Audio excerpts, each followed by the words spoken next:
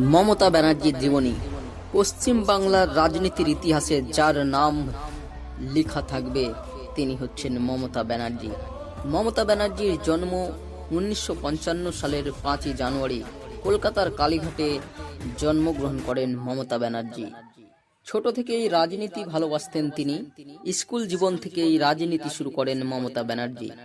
মমতা ব্যানার্জির শিক্ষাগত যোগ্যতা, তিনি প্রথমে যোগমায়া দেবী কলেজ থেকে ইতিহাসে স্নাতক ডিগ্রি ও পরে কলকাতার যোগেশ চন্দ্র চৌধুরী ল কলেজ থেকে আইন ডিগ্রি লাভ করেন।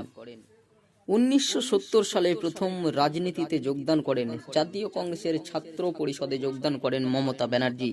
তারপরে 1977 থেকে 1985 সাল পর্যন্ত পশ্চিমবঙ্গ ছাত্র পরিষদের সদস্য জাতীয় কংগ্রেসের। তারপরে 1978 থেকে 1981 পর্যন্ত কলকাতা দক্ষিণের জেলা সম্পাদক ছিলেন মমতা ব্যানার্জি। তারপরে বছরই পদোন্নতি হয় মমতা ব্যানার্জির। 1979 থেকে 80 সাল পর্যন্ত সাধারণ সম্পাদক জাতীয় কংগ্রেসের পশ্চিমবঙ্গের হন তিনি। 1984 সালে প্রথম রাজনীতিতে লড়াই করেন তিনি। প্রথমেই যাদবপুর লোকসভা থেকে ভোটে লড়াই করেন এবং প্রথমবারেই 19,660 ভোটে জয়লাভ করেন মমতা ব্যানার্জি। 1985 থেকে 1987 সাল পর্যন্ত অল ইন্ডিয়া যুব কংগ্রেসের সাধারণ সম্পাদক ছিলেন তিনি। তারপরে আবার 1989 সালে যাদবপুর লোকসভা কেন্দ্র থেকে লড়াই করেন এবং সেবার হেরে যান মমতা ব্যানার্জি। তারপরে 1991 সালে কলকাতা দক্ষিণ থেকে উপনির্বাচনে লড়াই করেন আর এবারে জয়লাভ করেন মমতা ব্যানার্জি।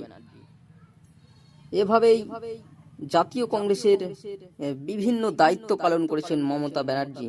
তারপরে 1997 সালে নিজেই একটি দল তৈরি করেন তিনি, নামকরণ করেন তৃণমূল কংগ্রেস। তারপরেই তিনি 1999 সালে বিজেপির সাথে যোগদান করেন এনডিএ জোটে, আর সেখান থেকে রেলমন্ত্রী হয় মমতা ব্যানার্জি। এভাবেই একের পর এক রাজনীতিতে তিনি এগিয়ে যান। আর তারপরেই 2006 সালের সিঙ্গুর আন্দোলন। কে জানতো এই সিঙ্গুর আন্দোলনই কাল হয়ে দাঁড়াবে সিপিআইএম সরকারের। 2011 সালের বিধানসভা নির্বাচন। 34 বছরের বাম সরকারকে পরাস্ত করেন মমতা ব্যানার্জি। 184টা সিট দখল করে তৃণমূল সরকার গঠন করেন মমতা ব্যানার্জি। তারপরে 2014 সালে আরো দল শক্তিশালী হয়। 34টা লোকসভা আসন দখল করেন তৃণমূল কংগ্রেস।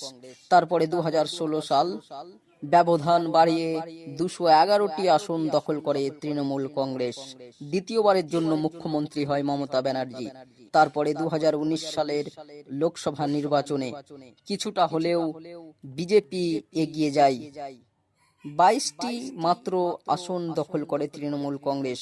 অপরদিকে বিজেপি জোরালো হয় পশ্চিম বাংলায়, 18টা সিট দখল করে। তারপরে 2021 সালের বিধানসভা নির্বাচনে আরো শক্তিশালী হয় তৃণমূল কংগ্রেস। 215টি সিট এককভাবে দখল করে তৃণমূল কংগ্রেস। তৃতীয়বারের জন্য মুখ্যমন্ত্রী হয় মমতা ব্যানার্জি।